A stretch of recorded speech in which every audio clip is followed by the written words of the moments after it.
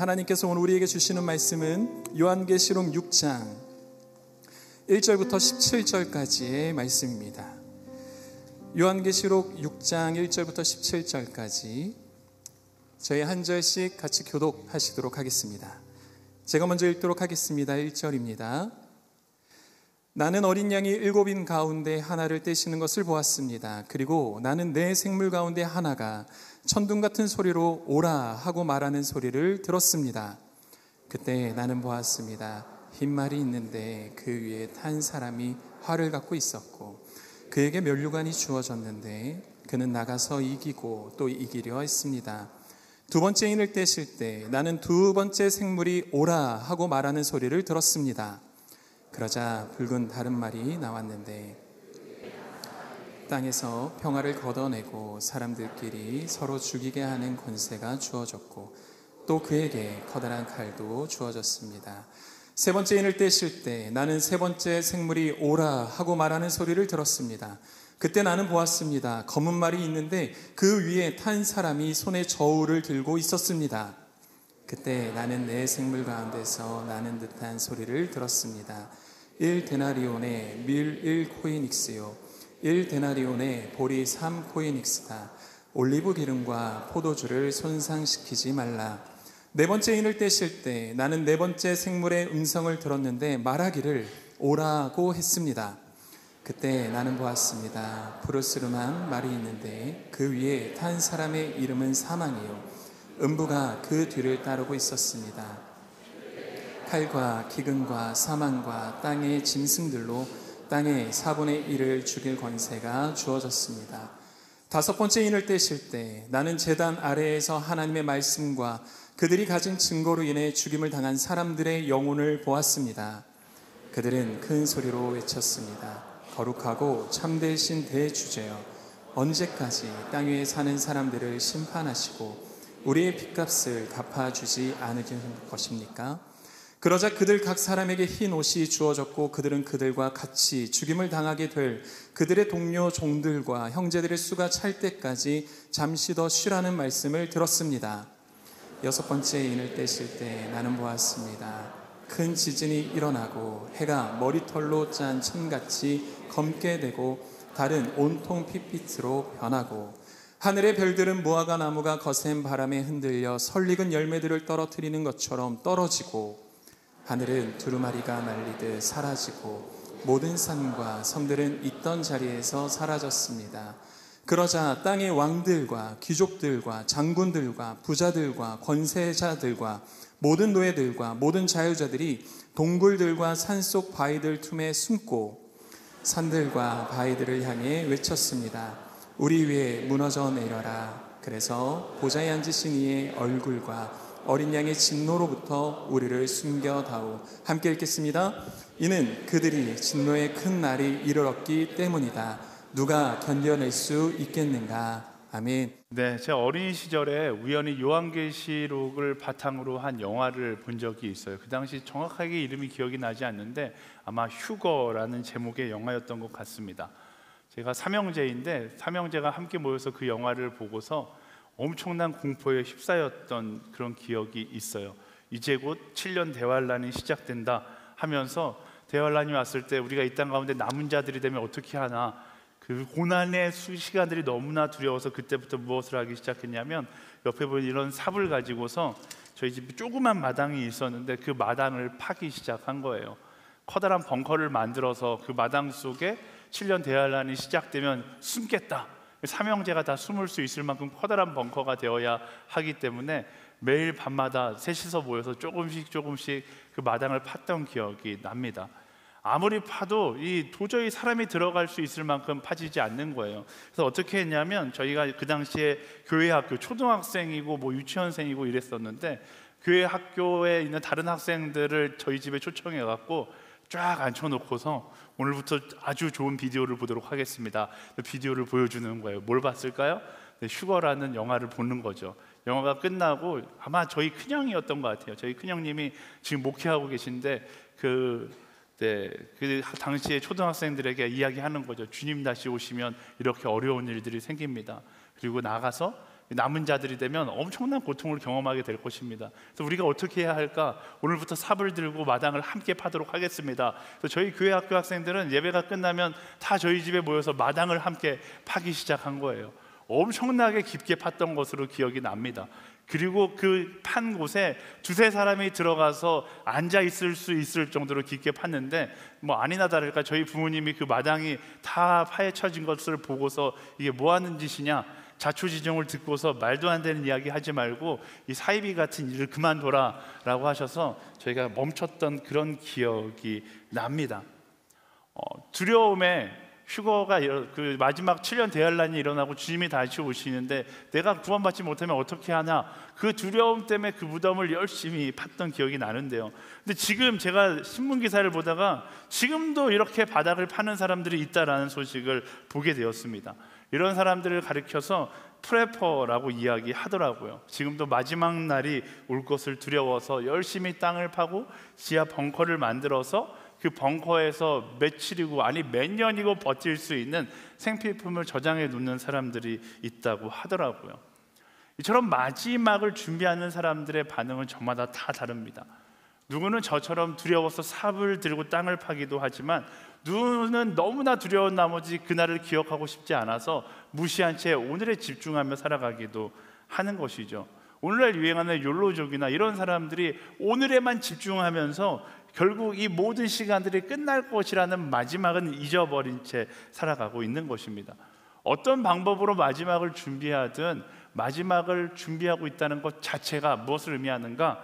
모든 사람들은 마지막을 두려움의 시간으로 여긴다라는 것입니다. 그런데 요한계시록은 거기에 더해서 우리에게 마지막 심판의 때의 모습을 보여주죠. 마지막은 분명히 찾아올 것이고, 마지막에는 이런 징조가 있을 것이고, 마지막에는 이런 심판이 있을 것이다. 그래서 요한계시록을 제대로 묵상하면 이 마지막에 대한 굉장히 흐릿했던 그림이 조금은 명확해지기 시작하고, 어떤 사람은 이 마지막에 명확한 그림을 보고서 굉장히 큰 두려움과 절망에 빠지기도 합니다. 하지만 그리스도인들은 달라야죠. 그리스도인들은 이 마지막의 모습을 보고 기대하며 어떤 마음을 가져야 하는가? 우리는 그날을 기다리며 어떤 마음으로 오늘을 준비할 것인가를 생각할 수 있어야 하는 것입니다. 그래서 우리가 요한계시록을 나누는 거예요. 여러분들에게 두려운 마음을 가지라고 요한계시록으로 우리가 말씀을 나누고 있는 것이 아니라, 이 마지막 때가 있다라는 것을 기억하고 오늘의 그리스도인의 입장에서 이 마지막 때를 어떻게 준비해야 할지 그 지혜를 나누기 위해서 우리가 요한계시록을 함께 나누고 있는 것입니다. 오늘 우리가 나누게 될 6장 말씀도 마지막 날에 찾아올 징조에 대한 이야기가 나오고 있어요. 그리고 징조라는 것은 마지막 날이 이제 곧 다가온다라는 것이잖아요. 그렇다면 마지막 날은 지금 우리가 왔는가? 안 왔죠. 2000년 전에 쓰여진 이 요한계시록에 기록된 때에 비하면 오늘 2000년이 지나고 오늘날 이 요한계시록을 보면 우리는 2000년 전의 사람이 보는 요한계시록보다 더 생생한 라이브, 우리 삶에 가까운 요한계시록을 볼 수 있어요. 왜? 이미 마지막 날이 2000년 땡겨져 있기 때문에 그래요. 2000년 전에 있던 사람들은 한참 후에 마지막 날을 보았기 때문에 어쩌면 되게 생생하지 않을 수 있었을 겁니다. 근데 2000년이 지난 오늘이라는 시간에 있어서 요한계시록을 보기 시작하면 이 마지막 날이라는 것이 결코 멀지 않았다라는 것을 알 수 있어요. 특별히 요한계시록 6장에서 마지막 때, 지난주 우리가 나눴던 6개의 인이 하나씩 떼어지는 장면이 나오는데, 그 앞에 4개의 인은 4종류의 말과 그 말을 탄 사람을 통해서 마지막 때에 일어날 징조에 대해서 이야기하고 있습니다. 이 징조에 대해서 우리가 묵상하다 보면 놀라운 사실을 발견하게 되는데, 그건 이 마지막 때가 바로 지금 오늘의 모습과 너무 흡사하다라는 것을 알게 된다라는 것이죠. 2절 말씀 함께 먼저 읽어볼까요? 2절 말씀 시작.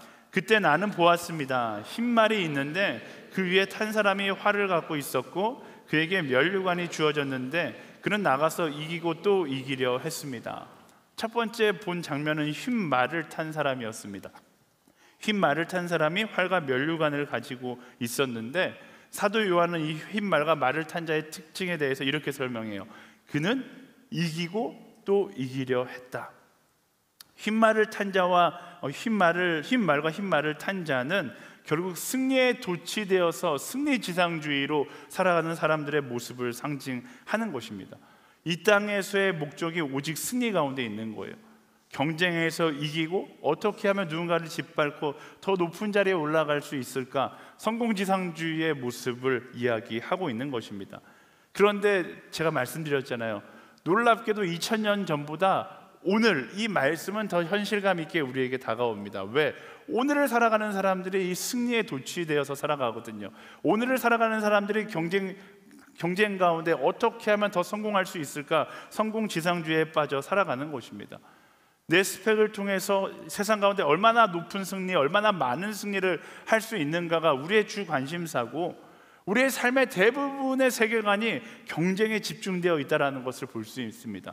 우리가 자주 쓰는 말 1등만 기억하는 사회, 이 말 자체도 우리가 얼마나 많은 경쟁 가운데 살아가고 있는지를 보게 되는 것이죠. 요즘 연애도 요리도 노래도 다 경쟁입니다.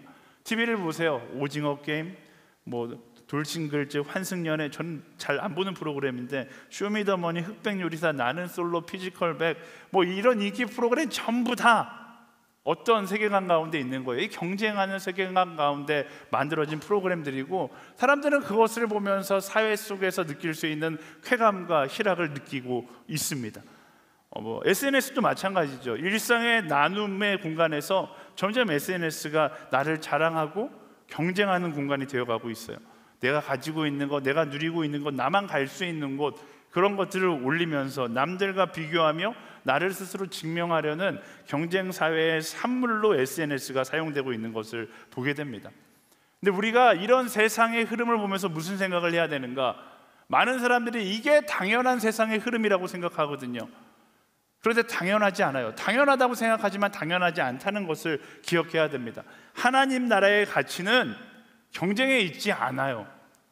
하나님께서 우리를 창조하셔서 경쟁하고 짓밟고 올라가라고 우리를 창조하시지 않았습니다.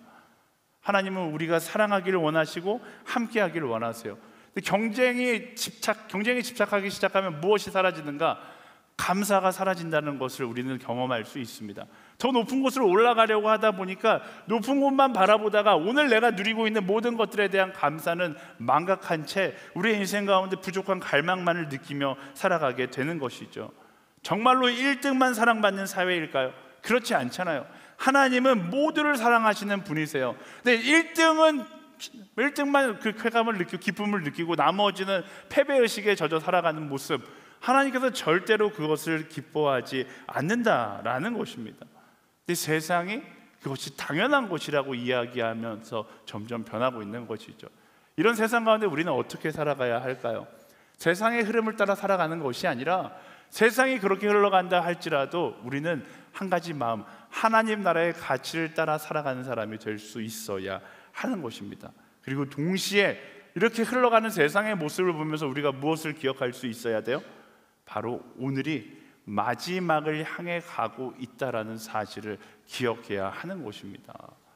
우리가 그냥 오늘이 좋사오니 오늘에 머물려는 것이 아니라 오늘의 이런 모습이 요한계시록에서 이야기하고 있듯이 마지막 징조라는 사실을 기억하고 그 마지막을 준비하는 사람들이 될 수 있어야 하는 것입니다. 그 마지막을 준비하는 첫 번째 스텝이 바로 세상이 이렇게 변한다 할지라도 우리는 하나님 나라의 가치, 그 감사의 가치를 붙들고 살아가는 것이 바로 이 마지막을 준비하는 사람의 모습인 것이죠.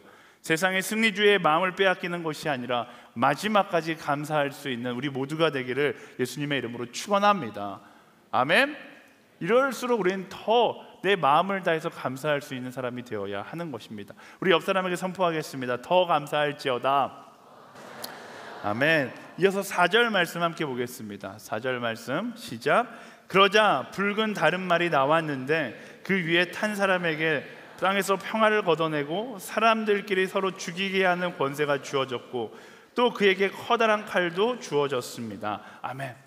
다음으로 붉은 말을 탄 사람이 등장합니다. 시청각 자료를 위해서 제가 붉은 말 사진을 찾아서 놔뒀어요. 붉은 말은 무엇을 의미하는가? 이 말씀은 이야기하죠. 서로 죽이게 하는 권세가 주어졌다. 이 붉은 말은 곧 전쟁과 갈등, 분열을 상징하고 있는 것입니다. 말씀이 이야기하는 것처럼 하나님은 우리를 화평하는 존재로 만드셨는데 서로 평화를 걷어내고 사람들끼리 죽이고 사람들끼리 미워하고 핍박하고 갈등과 분열을 만들어 가는 모습, 그 모습이 마지막 날 나타날 것이다 라고 이야기하고 있는 것이죠. 이 또한 오늘을 살아가는 우리의 삶과 굉장히 많이 닮았습니다. 오늘을 가리켜서 우리는 분열과 갈등의 시대라고 이야기합니다. 정치적 이슈 하나만 던져도 사람들이 모이는 곳에 전쟁이 일어나는 거예요. 온라인에서 정치적 이슈 하나만으로도 수많은 댓글들이 전쟁을 일으키고 있습니다.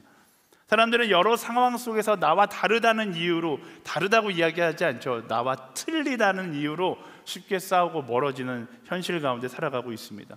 저마다 자기 생각과 자기 고집에 빠져서 이분법적으로 사고하고 나는 맞고 너는 틀렸다, 네가 틀렸으니까 내가 너를 심판하겠다, 모두가 다 정의로운 사람이 되어서 서로를 헐뜯고 서로를 심판하려는 세상이 되어가고 있는 것이죠. 언제부터인가 하나님처럼 판단하고 하나님이 되어 심판하려는 사람들이 되어가고 있는 것입니다. 그러나 자주 이야기하지만 하나님은요, 우리가 심판의 자리에 서기를 원하시지 않습니다. 심판자로 우리를 보내시지 않았어요. 예수님도 마찬가지잖아요. 예수님은 심판하실 수 있는 능력이 있으셨으나 이 땅 가운데 심판자로 오시지 않고 사랑하는 자로 오셨기 때문에 뭐라고 말씀하셨어요? 죄 있는 사람이 돌로 치라고 말씀하시면서 서로가 정죄의 대상으로 바라볼 것이 아니라 사랑의 대상으로 바라봐야 할 것을 말씀해 주신 것이죠. 그런데 그 하나님 나라의 사랑의 가치는 사라져버리고 서로 비판과 비난, 정죄가 난무하는 시간이 되어버린 것입니다. 이 갈등이 극으로 치닫는 시대를 바라보면 우리는 어떻게 해야 될까요? 안타까움을 가지고 기도해야 되죠. 그리고 동시에 기억해야 됩니다. 이것 또한 마지막을 향해 가는 카운트다운의 징조이다라는 것을 기억해야 하는 거예요. 서로를 향한 비난과 정죄의 화살이 커지면 커질수록 더 많은 갈등이 생겨나 분열과 전쟁이 난무하면 난무할수록 우리는 마지막이 다가오고 있음을 기억하고 마지막을 준비하는 사람이 되어야 하는 것이죠. 어떻게 준비해요? 두 가지예요. 첫 번째, 이게 마지막이라는 것을 기억하고, 두 번째, 마지막 시대에 세상의 흐름을 따라 살아가는 것이 아니라 말씀을 따라 하나님 나라의 가치를 따라 살아갈 수 있는 사람이 되어야 하는 것입니다. 다시 말하면 우리는 똑같이 분열되어 비판하고 비난하는 것이 아니라 사랑의 대상으로 사람을 바라보고 사랑하고 중보할 수 있는 사람이 되어야 하는 것이죠. 여러분, 너무나 미운 사람들이 있습니다. 여러분, 보기도 싫고 꼴 보기 싫은 사람도 있어요. 세상의 관점으로 보면 꼴 보기 싫은 사람이죠. 하지만 하나님 나라의 관점으로 보면 뭐예요? 하나님이 필요한 사람이에요. 예수 그리스도가 필요한 사람이에요. 오늘도 오기 전에 여러분 싸우고 온 사람 있을 수 있죠. 여러분의 인간적인 관점으로 보면 정말 죽이고 싶은 나의 에너미, 적처럼 보일 수 있지만 하나님의 관점으로 보면 뭐예요? 정말로 하나님의 사랑이 너무나 부족한 사람이다라는 거예요. 나를 통해서 그 하나님의 사랑을 경험해야 되는 사람인 것이죠. 여러분의 직장 상사도 마찬가지예요. 직장 상사, 야, 꼰대 중에 꼰대다. 꼰대라는 의미가 세상적으로 보면 나를 이해하지 못하는 사람인데, 하나님의 그 가치관으로 보면 꼰대가 뭐예요? 하나님의 사랑을 아직 모르는 사람이 꼰대인 거예요. 그래서 꼰대를 보면 분노가 아니라 어떤 마음? 그를 위해 중보하고 기도하고 사랑하고 싶어하는 그런 마음이 생겨나야 하는 것입니다. 마지막 시대에 그 하나님의 시선을 회복함으로 사랑할 수 있는 우리 모두가 되기를 예수님의 이름으로 축복합니다. 우리 옆 사람에게 선포하겠습니다. 사랑할지어다. 아멘. 세 번째 5절과 6절 말씀 함께 읽어보겠습니다. 5절과 6절 시작. 세 번째 인을 떼실 때 나는 세 번째 생물이 오라 하고 말하는 소리를 들었습니다. 그때 나는 보았습니다. 검은 말이 있는데 그 위에 탄 사람이 손에 저울을 들고 있었습니다. 그때 나는 내 생물 가운데서 나는 듯한 소리를 들었습니다. 1데나리온의 밀 1코이닉스요 1데나리온의 보리 3코이닉스다. 올리브 기름과 포도주를 손상시키지 말라. 아멘. 세 번째 검은 말과 그 위에 탄 사람이 등장했는데 이 모습의 특징은 저울을 손에 들고 있었다라는 것입니다. 여기서 저울은요, 경제와 분배를 상징하는데 문제는 뭐냐면 이 저울을 든 사람이 공평하지도 공정하지도 않는다라는 것이죠. 6절 말씀에 보면 1데나리온의 밀 1코이닉스고 1데나리온의 보리 3코이닉스다 라고 이야기하는데 이게 무엇을 의미하는가? 여러분 잘 들으셔야 돼요. 경제학적인 그렇게 어려운 건 아니지만 어쨌든 경제학적인 부분이니까 1데나리온이라 하는 것은 하루 일삭에 딱 대응하는 금액이라고 이야기합니다. 오늘로 치면 요즘에 공사장에 노가다를 치면 하루에 15만 원을 받는다. 그러면 15만 원 정도의 가치라고 이야기하는 거예요. 1코인엑스는 뭐냐면 한 끼 식사의 가치를 이야기하는 거죠. 그러니까 오늘로 치면 한 15,000원 정도의 금액을 이야기하는 거예요. 근데 오늘 말씀에 보면 1데나리온의 밀 1코인엑스다 그러면 하루 15만 원을 벌어서 점심을 먹으러 갔는데 점심값이 얼마다? 15만 원이 되었다라고 지금 이야기해주고 있는 거예요. 그러니까 이걸 현대적인 용어로, 경제적인 용어로 뭐라고 이야기하는가? 인플레이션이라고 이야기하는 거죠. 놀랍지 않습니까? 성경의 마지막 날을 예언하고 있는데 마지막 날 어떤 일이 있을 것인가? 인플레이션 현상이 일어나기 시작할 것이다 라고 이야기하는 거예요. 왜 이런 현상이 일어나는가? 불공정과 불균형, 착취가 난무하기 때문에 이런 일들이 일어나게 된다라는 것입니다. 가진 자들은 더 가진 부자가 되고 없는 사람들은 더 없는, 힘들어하는 그런 구조가 된다라는 거예요. 놀랍게도 이런 모습이 오늘의 모습이 되어가고 있는 것이죠. 부익부 빈익부 현상이 일어나기 시작하는 거예요. 또 말씀 가운데 올리브 기름과 포도주는 손상시키지 말라라고 이야기하는데 이게 부익부 빈익분을 이야기하는 거죠. 올리브 기름과 포도주는 가난한 사람들은 쳐다보지도 못하는 거였어요. 부유한 사람들만 누릴 수 있는 건데 그거는 건드리지도 말고 손상시키지도 말라라는 것이 마지막 때가 되면 이 부와 빈의 차이가 더 커질 것이다 라고 이야기하고 있는 것입니다. 이것 또한 마찬가지죠. 원래 이런 걸까요? 경제는 이렇게 될 수밖에 없는 것일까요? 그렇지 않죠. 하나님의 나라의 가치는 합력하여 선을 이루고 우리가 하나가 되어서 이 땅을 다스리라는 것인데 합력의 가치가 사라지고 사람들은 더욱더 이기적으로 변해가고 있는 것입니다. 이 또한 마지막 징조라고 이야기하고 있는 거예요. 공평과 나눔의 하나님 나라의 법칙은 사라지고 자기 이익만 추구하는 시대가 되어버린 것이죠. 이런 시대 가운데 우리는 무엇을 준비해야 됩니까? 기억해야 되는 거예요. 이 시대가 마지막을 향하고 있다라는 것을 기억해야 되는 것이고, 두 번째, 이것이 세상의 흐름이지만 이것이 당연한 흐름이 아니다라는 것을 기억하고 마지막까지 우리는 세상과 상관없이 하나님 나라의 공평과 정의의 법칙을 따라 나누고 보살피고 사랑할 수 있는 사람이 될 수 있어야 하는 것입니다. 여러분, 왜 돈을 법니까? 세상의 가치는 내가 더 많은 것을 가져서 많은 것을 누리기 위해서 돈을 버는 것이지만 하나님 나라의 가치는 달라요. 내게 부어주시는 하나님의 은혜를 가지고 나누고 사랑하고 함께 하나님의 그 사랑이 완성되는 하나님 나라를 바라보기 위해서 살아가는 것이 하나님 나라의 가치인 것입니다. 내게 주어진 것이 많아지면 많아질수록 더 크게 나눌 수 있는 사람이 되는 것이 하나님 나라의 가치를 따라 살아가는 사람인 것이죠. 마지막 날 세상이 어떤 가치를 향해 흘러간다 할지라도 우리는 하나님 나라의 가치를 따라 나눌 수 있는 사람들이 되어야 하는 것입니다. 우리 옆 사람에게 선포하겠습니다. 나눔의 사람이 될지어다. 아멘. 네, 이어서 8절 말씀 함께 읽어보겠습니다. 8절 말씀 시작. 그때 나는 보았습니다. 푸르스름한 말이 있는데 그 위에 탄 사람의 이름은 사망이요 음부가 그 뒤를 따르고 있었습니다. 그들에게 칼과 기근과 사망과 땅의 들짐승들로 땅의 4분의 1을 죽일 권세가 주어졌습니다. 아멘.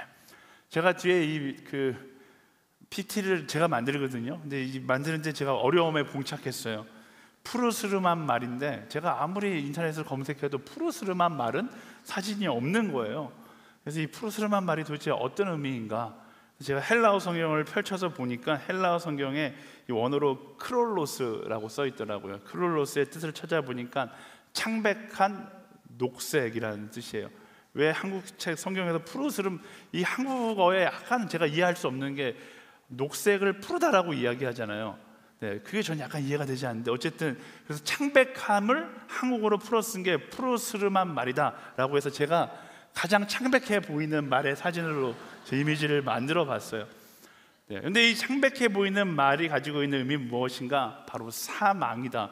이 말이 참 안타까워요. 다른 말들은 되게 멋지고 막 이렇게 나타내는데 이 말은 창백해서 죽어가는 말의 의미로 이 사망의 의미를 가지고 있다라고 이야기합니다. 그러니까 말이 지나가는 자리마다 그 죽음의 그림자가 남는다라는 거예요. 이것이 무엇을 의미하는가? 이 죽음에 대해 무감각해지는 시대를 의미하고 있는 것입니다. 딱 오늘의 모습이죠. 세상에 이런 죽음의 문화가 너무나 자연스러워집니다. 우울증과 자해, 자살, 극단적인 선택, 낙태, 죽고 싶다는 말이 너무나 쉽게 내뱉어지는 이런 시대의 모습이 바로 마지막을 향해 가고 있다는 증거이다라는 것입니다. 우리는 생명을 살리는 사람으로 창조되었는데 오히려 그 반대로 생명을 죽이고 생명이 죽어가는 것을 무감각하게 바라보기만 하고 있는 그런 시대가 되어가고 있다는 것이죠. 그런데 이런 시대를 바라보면서 사람들은 문제의 경각심을 갖기보다 세상이 원래 그렇지, 이젠 이런 게 당연한 거야 라고 생각을 합니다. 그런데 말씀은 당연한 것이 아니라 시대가 마지막을 향해 가고 있기 때문에 이런 문제들이 생겨나는 것이다 라고 이야기하고 있는 것입니다. 이런 시대를 바라보면서 우리는 이것을 당연하게 여겨서는 안 되는 거예요. 말씀드렸듯이 마지막 시대를 향해 우리가 가고 있다는 것을 기억하고 세상이 이 죽음에 무감각하게 반응한다 할지라도 우리는 이것을 바라보며 안타까워하고 마지막까지 생명을 살리는 사람이 될 수 있어야 하는 것이죠.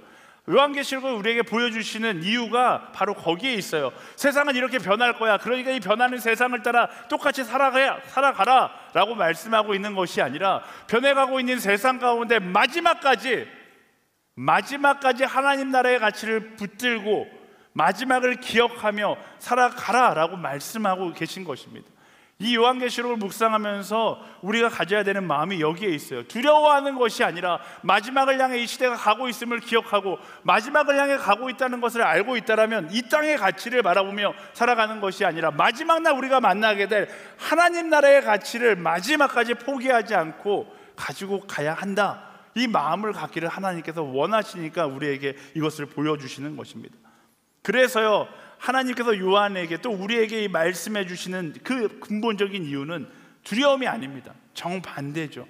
두려움의 시대 가운데 두려워하는 것이 아니라 오히려 마지막 날을 바라보며 사명의 길을 걸어가라고 말씀하시는 것입니다. 많은 사람들이 끝이 찾아올 거라고 생각하면 삽을 들고 땅을 파기 시작합니다. 두려워서 어떻게 하면 마지막을 피할 수 있을까를 고민하면서 이 삽을 들고 땅을 파는 것이죠. 근데 하나님께서 우리에게 기대하는 것은 이 삽을 들고 땅을 파는 것이 아니라, 마지막 날을 두려워하는 것이 아니라 오히려 마지막 날을 소망으로 바라보고, 이 삽은 던지고요. 너무 과격했나요? 갑자기 잠을 확 깨시는 분들이 보이네요. 이 삽을 던지고 그때부터 우리가 어떤 길을 걸어가야 하는가, 바로 다섯째 인을 뗄 때 알려주세요. 9절부터 11절까지 말씀 함께 읽어보겠습니다.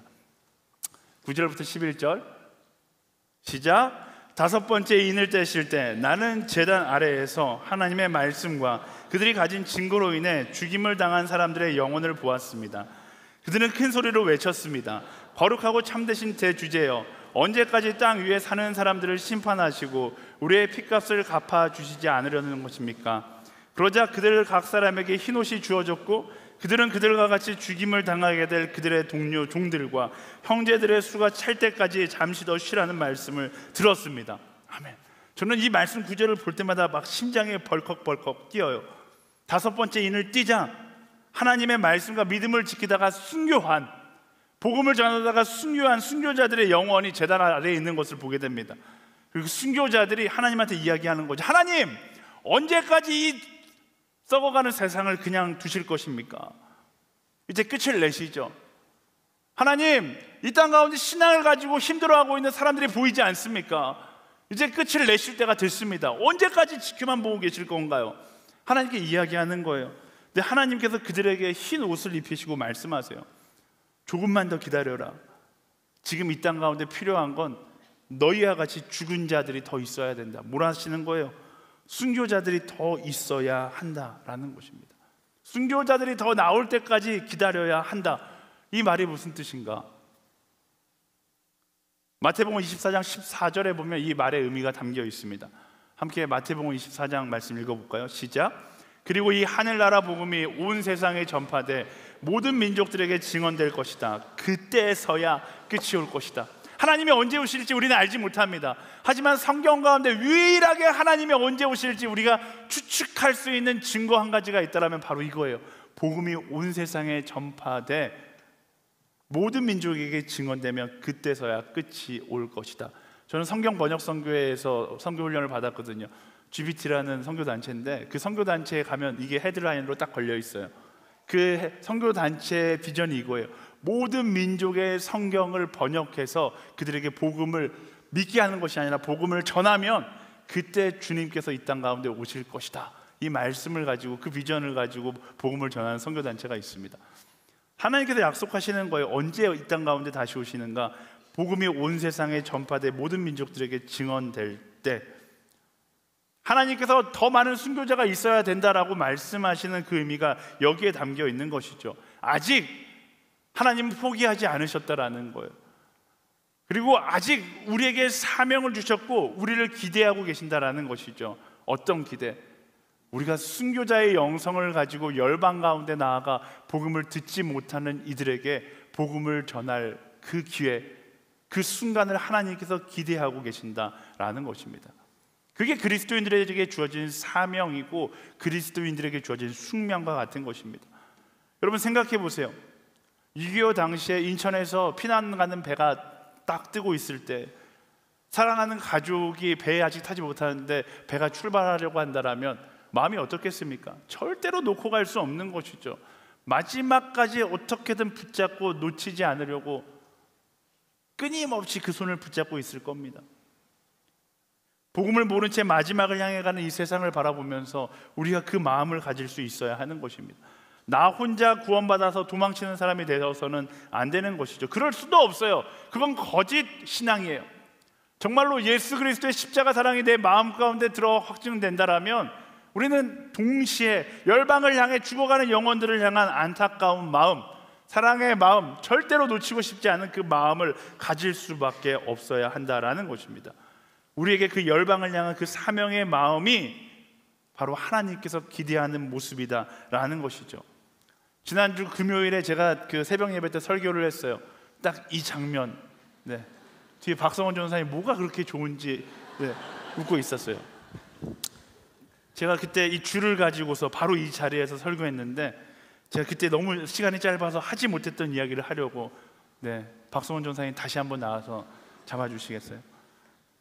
그때 말씀드렸잖아요. 하나님과 우리는 커다란 줄로 연결되어 있는데 옛 언약 가운데에는 우리가 이 줄을 잡고 있어야 되니까 이 줄을 놓치면 죽을 것만 같아서 그 믿음 자체가 두려웠던 거예요. 그래서 두려워하면서 살았는데 예수님께서 이 땅 가운데 오셔서 무엇을 하셨다고요? 하나님과 나 사이에 언약을 맺으셔서 완전히 꽁꽁 묶으신 거예요. 그러니까 이제는 더 이상 우리가 하나님과 연결되어 있기 때문에 두려워하는 것이 아니라 담대하게 살아갈 수 있는 것입니다. 그래서 말씀드렸죠. 우리는 땅끝을 향해 나아갈 수 있는, 꽉 잡아요. 그때 불안했어요. 땅끝을 향해 나아가도 두려워하지 않는 거예요. 사도행전 1장 8절 말씀에 순종하여 열방의 끝에 나아가도 두려워하는 것이 아니라 담대하게 나아갈 수 있는 것이죠. 자, 우리는 하나님과 언약의 끈이 맺어져서 이제 더 이상 두려워하지 않습니다. 세상 가운데 두려움이 필요 없어요. 그런데 마지막 날이 오고 있다는 것을 이제 우리는 알고 있어요. 요한계시록 말씀을 통해서 오늘 우리 삶 가운데 보여지는 상황들을 통해서 이제 마지막 날이 점점 다가오고 있다는 것을 알게 되었습니다. 하나님과의 끈이 맺어진 자로서 마지막 날이 오고 있다는 것을 알고 있다면 우리의 태도는 어떻게 돼야 할까요? 나는 이제 안전해, 그냥 자리에 앉아서 마지막 날을 기다리는 이 모습이 바른 모습일까요? 아니면 세상과 똑같이 삽을 들고 땅을 파는 모습이 바른 모습일까요?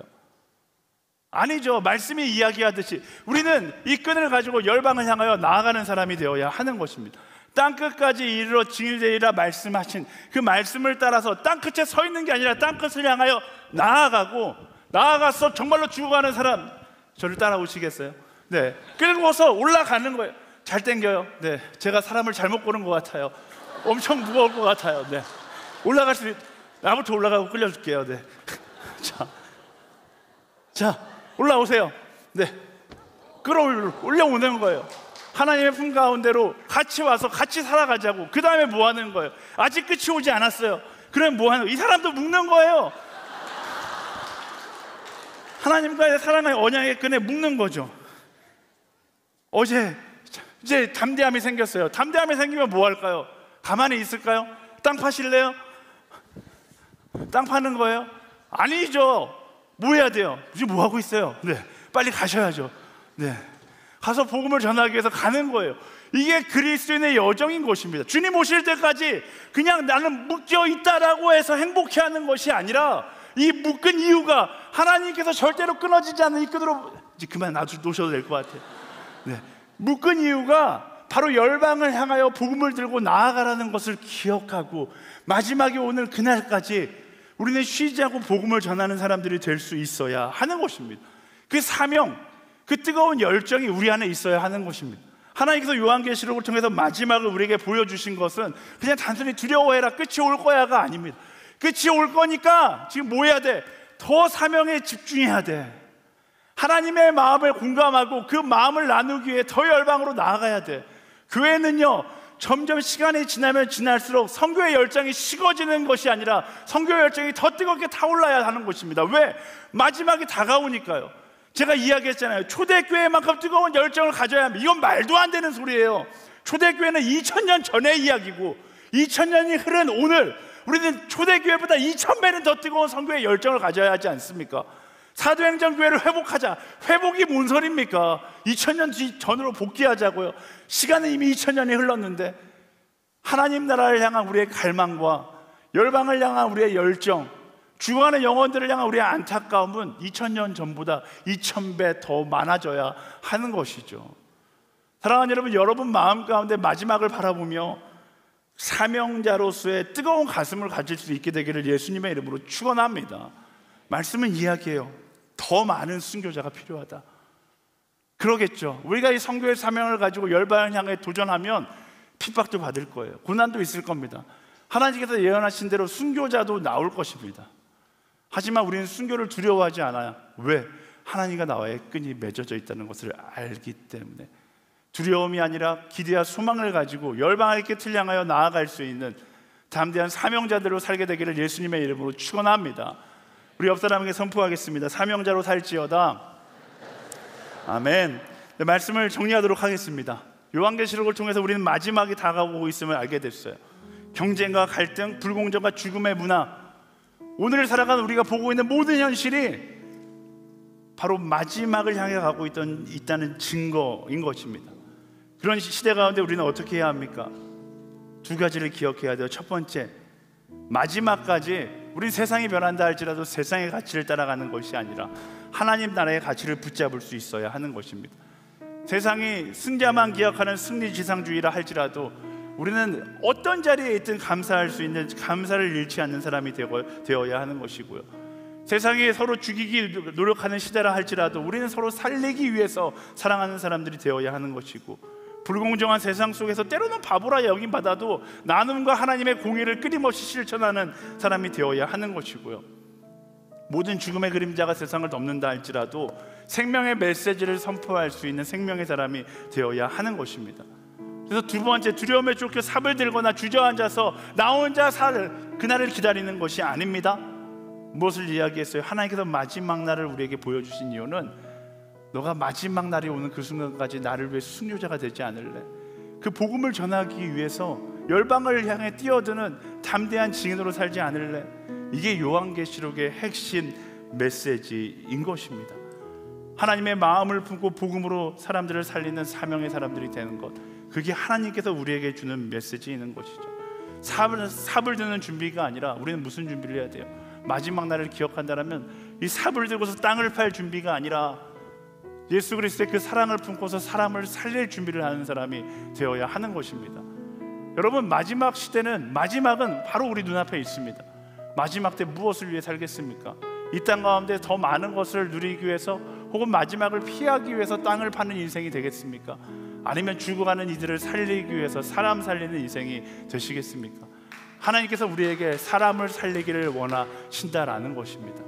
사랑하는 여러분, 사람 살리는 하나님의 그 여정에 우리 모두가 동참할 수 있게 되기를 예수님의 이름으로 축원합니다. 동참하기 원하십니까?